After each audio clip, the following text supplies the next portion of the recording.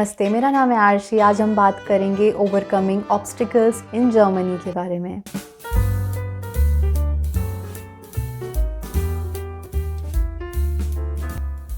सबसे पहले हम बात करते हैं प्लानिंग की।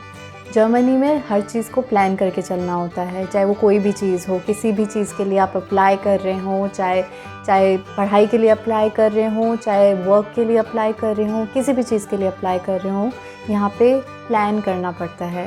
मैंने आज तक कभी कैलेंडर इतना यूज़ नहीं किया था, इतना ऑर्गेनाइज़ नहीं किया था जितना मैं जर्मनी में आने के बाद करने लग गई हूँ। तो आपको प्लानिंग सीखनी पड़ेगी अगर आपको इस कंट्री में लॉन्ग टर्म के लिए रहना है, तो काफ़ी चीज़ें ईजी हो जाएगी। Second number, punctuality. आपको जर्मनी में रहने के लिए पंक्चुअल बनना पड़ेगा अगर आप अपनी रेपुटेशन ख़राब नहीं करना चाहते तो। जर्मन्स बहुत ही पंक्चुअल होते हैं। Even if you are meeting your friends, German friends जो होते हैं आपके, उनसे भी आप मिल रहे हो तो प्लीज़ टाइम पे पहुँचिए। नंबर 3 विच इज़ सोशलाइज़ करना, क्योंकि हम डिफरेंट कंट्री में आते हैं, एक नया कल्चर होता है, नए लोग होते हैं। जर्मन बहुत ही ज़्यादा डाइवर्स कंट्री है, इसके अंदर बहुत सारे अलग अलग जगह से लोग रहते हैं। मैंने नहीं सोचा था कभी कि इतनी डाइवर्स होती है, क्योंकि इवन जो मेरी क्लासरूम है, मेरे जो क्लास में लोग पढ़ते हैं वो भी अलग अलग कंट्री से बिलोंग करते हैं। और डे टू डे लाइफ में भी मैं लोगों को देखती हूँ जो आसपास रहते हैं, वो भी अलग अलग कंट्री से बिलोंग करते हैं। तो आप अगर उन लोगों के साथ सोशलाइज़ करोगे, उन लोगों के कल्चर को भी जानने की, समझने की कोशिश करोगे, तो आपको बहुत कुछ सीखने को मिलेगा। तो ये बहुत ज़रूरी है। सोशलाइजेशन एक बहुत ही अंडररेटेड टॉपिक है, लेकिन बहुत ही ज़्यादा ज़रूरी है अगर आप दूसरी कंट्री में रहने आते हैं तो। क्योंकि आपकी जो होम कंट्री है वहाँ पे तो आपके काफ़ी दोस्त होते हैं, रिलेटिव्स होते हैं, आप इजीली सोशलाइज़ कर लेते हो। लेकिन जर्मनी जो कंट्री है वो स्मॉल टॉक में बिलीव नहीं करती है। आप जैसे रास्ते में चल रहे हैं तो आप हेलो, ज़्यादा से ज़्यादा हेलो कह सकते हो, लेकिन ज़्यादा बातें नहीं कर सकते हो। हाँ, बात करें हम इंडिया की या फिर और भी किसी कंट्री की बात करें, तो इंडिया में बेसिकली तो हम लोग चलते फिरते किसी से भी बात करना शुरू हो जाते हैं, हम बात कर पाते हैं। और इनफैक्ट कभी कभी तो ट्रेन जर्नी में भी हम ऐसे दोस्त बना लेते हैं जो हमारे आगे की ज़िंदगी में भी हम उनसे मिलते रहते हैं। लेकिन जर्मनी में ये कॉमन नहीं है। आपको उनके साथ अच्छे फ्रेंड्स बनने में भी काफ़ी टाइम लगता है। तो अच्छा रहेगा कि अगर आप दूसरी कंट्री के लोगों के साथ भी इजीली सोशलाइज़ करो। इनफैक्ट इंडियंस के साथ भी, जो इंडियंस यहाँ रहते हैं, उनसे मिलो।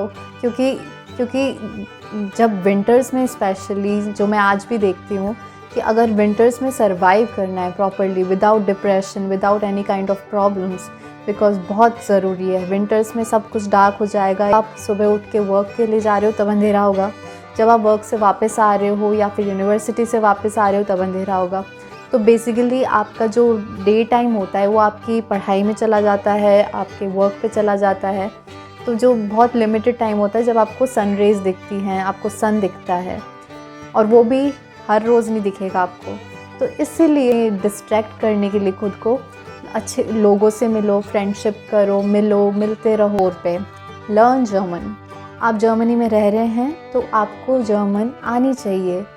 कंपल्सरी नहीं है, लेकिन बहुत बार ऐसा होता है, आप किसी भी डिपार्टमेंट में जा रहे हो, किसी भी गवर्नमेंट ऑफिस में जा रहे हो, तो वो एक्सपेक्ट करते हैं आपसे कि आपको थोड़ी बेसिक जर्मन आनी चाहिए। आप दूसरी कंट्री में हैं जहाँ पे सारी चीज़ें जर्मन में हैं, तो वो लैंग्वेज की इम्पोर्टेंस बढ़ाने के लिए थोड़ा, जिससे कि जो भी वहाँ पे रह रहे हैं उनको आनी चाहिए, तो उसके लिए वो लोग आपसे इंग्लिश में बात नहीं करते हैं और जर्मन प्रेफर करते हैं।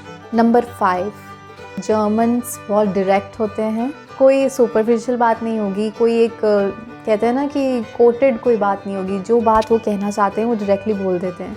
इसलिए कई बार उनको रूड भी कहा जाता है, लेकिन वो बहुत डायरेक्ट होते हैं। और जितना जल्दी आप इस चीज़ को समझ लो वो भी बहुत ज़रूरी है, क्योंकि अगर आपको कभी किसी हेल्प की ज़रूरत पड़ती है, अगर किसी भी वे में आपको हेल्प की ज़रूरत पड़ती है, तो सबसे इम्पॉर्टेंट है आस्क फॉर हेल्प। जर्मन्स तब तक आपको हेल्प नहीं करेंगे जब तक आप उनको बोल नहीं दोगे कि हाँ मुझे हेल्प की ज़रूरत है, कि आप मेरी हेल्प कर सकते हैं। एक बार आप ये बोल दोगे तो वो आप पीछे भी नहीं हटेंगे, आपकी ज़रूर हेल्प करेंगे। लेकिन वो आपको, आपकी प्राइवेसी को, आपकी लाइफ को एक इम्पोर्टेंस देते हैं कि हाँ ठीक है, आपकी प्राइवेट लाइफ है, तो मैं वो थोड़ा सा अपने आप को रिस्ट्रिक्ट रखेंगे, दूर रखेंगे आपसे कि भाई ठीक है, आप अपनी तरह से जैसे भी करना चाहते हो कर सकते हो, लेकिन अगर लगता है कि आपको हेल्प की ज़रूरत है तो प्लीज़ आस्क। क्योंकि मत समझना कि वो समझते होंगे या दिख रहा है ना कि मुझे हेल्प की ज़रूरत है तो क्यों नहीं मेरी हेल्प कर रहे। तो ये सिंपल सी बात है, उनको बोलो कि मेरे को ज़रूरत है तो वो ज़रूर करेंगे। Point number 6, food problem, vegetarian diet. Germany में वेजिटेरियन डाइट बहुत ही अनकॉमन है कंपेयर टू नॉन वेजिटेरियंस को। सैलड मिल जाएंगे, लेकिन हाँ कुछ चीज़ें हैं जो मिल जाती है वेजिटेरियन ऑप्शन में भी, लेकिन मैं कह रही हूँ कि अगर कंपेयर करें तो क्वांटिटी थोड़ी हमेशा कम होती है वेजिटेरियन खाने की। तो अगर आप यहाँ पे काफ़ी टाइम के लिए रहने आ रहे हैं, चाहे वो वर्क रिलेटेड रीज़न हो, चाहे स्टूडेंट एज ए स्टूडेंट आ रहे हो, कोई भी रीज़न से आ रहे हो, अपने आप को तैयार करके आइए कि खाना बेसिक बनाना आता हो जिससे आप भूखे ना मरे। क्योंकि अदरवाइज़ आप उस वे में भी डिप्रेस हो जाएंगे। क्योंकि अगर आपको खाना बेसिकली नहीं बनाना आएगा, आप सर्वाइवल बेसिस पे भी खाना नहीं बना पाएंगे, तो कुछ और बाहर का पसंद नहीं आएगा और आप कुछ बना सकेंगे नहीं। तो इससे बेटर है तैयार होके आइए, थोड़ा बेसिक खाना सीख के आइए, चाहे वो लड़का हो चाहे वो लड़की हो, दोनों को आना चाहिए बेसिक खाना बनाना। Number 7, follow rules. जर्मन ऐसी कंट्री है जो रूल्स को फॉलो करती है और सब फॉलो करते हैं। ऐसा नहीं होता है कि कुछ लोग फॉलो करते हैं। जर्मन्स सारे के सारे सब रूल्स को फॉलो करते हैं। उनको बचपन से ऐसे ही सिखाया जाता है, ट्रेनिंग दी जाती है, इनफैक्ट स्कूल्स में भी।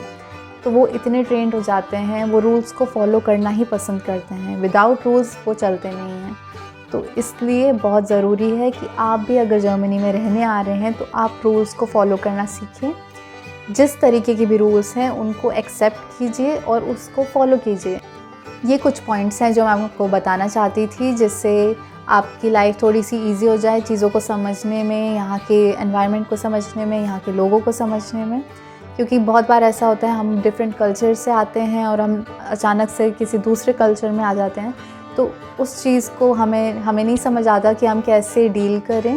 तो अगर ये बातें आपको अगर पता होगी कि किस तरीके के जर्मनी में सिस्टम है, किस तरीके के लोग हैं, तो आपके लिए थोड़ा इजी हो जाएगा। क्योंकि अगर आप दूसरे कल्चर से आते हैं और आप सोचते हो कि हाँ मैं कैसे बोलूँ कि मुझे ज़रूरत है हेल्प की, और अगले कल्चर में वो एक्सपेक्ट कर रहे हैं कि तुम तो बोल दोगे कि तुम्हें ज़रूरत है हेल्प की, तो दोनों बहुत ही अलग चीज़ें हैं। तो इस चीज़ को समझिए। और अगर आपको मेरी वीडियो अच्छी लगती है तो प्लीज़ इसे लाइक कीजिए, शेयर कीजिए और सब्सक्राइब कीजिए, जिससे और भी इसी तरह की इन्फॉर्मेटिव वीडियो जर्मनी के बारे में आती रहे। नमस्ते।